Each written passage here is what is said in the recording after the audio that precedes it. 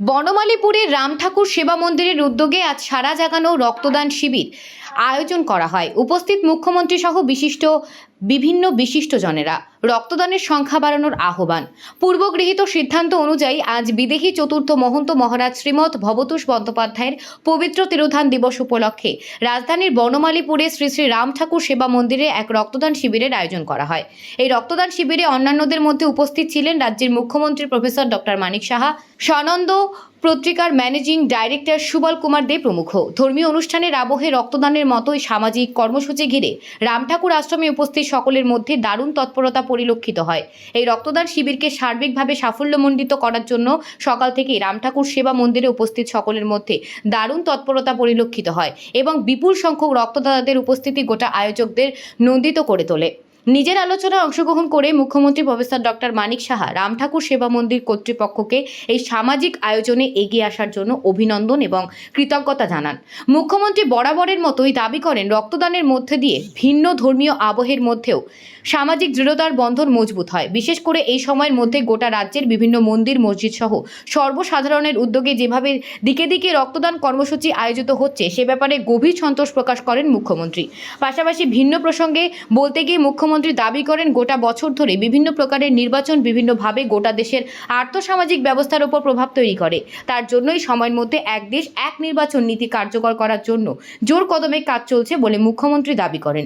এদিন মুখ্যমন্ত্রী ছাড়াও অন্যান্যদের মাঝে সুবল কুমার দে বিভিন্ন বিষয়ের মতো রক্তদানের প্রাসঙ্গিকতা সহ সামাজিক বিভিন্ন ইতিবাচক বিষয়গুলো নিয়ে আলোচনা করেন। একটা পর্যায়ে মুখ্যমন্ত্রী সহ অন্যান্য উপস্থিত অতিথিরা রক্তদান চত্বর ঘুরে দেখে রক্তদাতাদের উৎসাহ প্রদান করেন। এটা বাঁচার যে একটা রসদ সেটা আমি মনে করি সেটা পাওয়া যায়। এই আশ্রম অনেক ফিলোথ্রপিক, এই মন্দির অনেক ফিলোথ্রপিক কাজকর্ম ওনারা করে থাকেন। এর আগেও আমি এসেছি এখানে। আমি যারা আজকে রক্ত দিতে এসছে ওনাদেরকে আমি ধন্যবাদ দেব।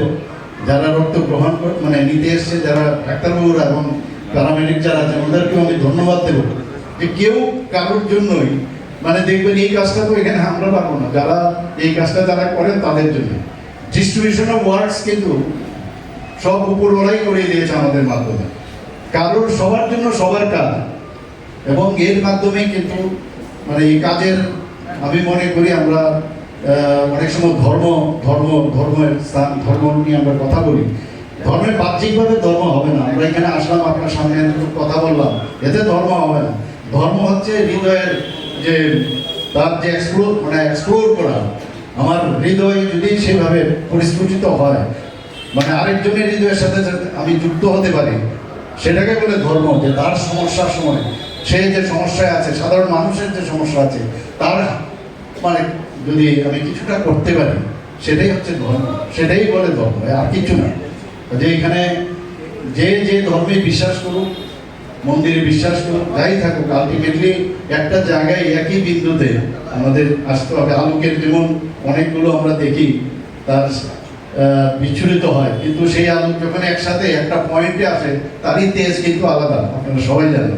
তো আমরা সবাই মিলে আমরা আশা করি যে এই ধরনের কাজ আমরা ব্রতী হব, এবং এতে করে মানুষ আরও উদ্বুদ্ধ হবে রক্তদান দেওয়ার জন্য। বিশেষ করে যারা যুব সম্প্রদায়, আমরা জানি প্রায় ভারতবর্ষের সাথে ত্রিপুরা তো যুবক সম্প্রদায় প্রায় এখানে 60% যুবক সম্প্রদায়, তাদের আরও বেশি করে এগিয়ে আসতে হবে। একটা নির্দিষ্ট সময়ের রক্ত নষ্ট হয়ে যায়, রক্ত স্টোর করে রাখা যায় না, এটা কন্টিনিউয়াস প্রসেস একটা। এই প্রসেসকে এই ধরনের বাধা যদি না থাকে, ইলেকশন বা এই মহামারী এইসব যখন হয়, বাধাপ্রাপ্ত হয়, কিন্তু এটা যাতে না হয় তার জন্য বিভিন্ন চিন্তা ভাবনা আমাদের কেন্দ্রীয় সরকারও চিন্তা ভাবনা করছে, আমরাও সেইভাবে কাজ করছি। এবং আপনাদের এই মন্দির যেভাবে আপনারা কাজ করছেন, সবসময় সাধারণ মানুষ আপনাদের সাথে যুক্ত, আপনাদের উপর অনেক বিশ্বাস আস্থা আছে।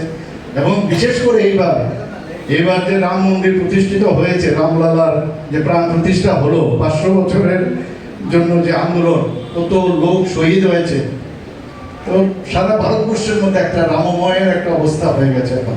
তো সেই জায়গায় এখন মানুষ বুঝতে পারছে যে রাম রাজত্ব ভারতবর্ষে আবার নতুনভাবে যেন সৃষ্টি হয়েছে। অর্থাৎ রাম রাজত্ব আমরা কেন বলি, কথাই কথা আমরা বলি, অর্থাৎ যে রাম রাজত্বের সময় আমরা তো আর দেখিনি যে সেখানে আইনের শাসন ছিল, সেখানে মানুষ যখনই কোনো সমস্যায় হতো তখন হয়তো সেখানে গিয়ে তার রেজাল্ট ওরিয়েন্টেড তার বেতন। সেই কারণে আবার ভারতবর্ষকে একটা জায়গায় যখন আসছে আমরা সবাই মিলে সেই দিশায় আমরা চলা উচিত। সবাই